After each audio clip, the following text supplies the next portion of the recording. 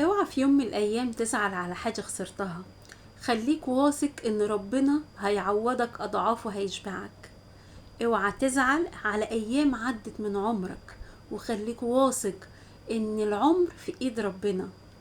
في سفر ايوب الاصحاح الاخير هنلاقي ان ربنا عوض ايوب اضعاف اضعاف الحاجات اللي ضاعت منه، اولاده وممتلكاته كل ده اتعوض لايوب.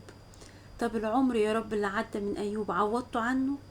ايوه عوضه عنه. ربنا بيقول لنا ان ايوب عاش بعد التجربة دي 140 سنة. 140 سنة تعويضات من ايد ربنا.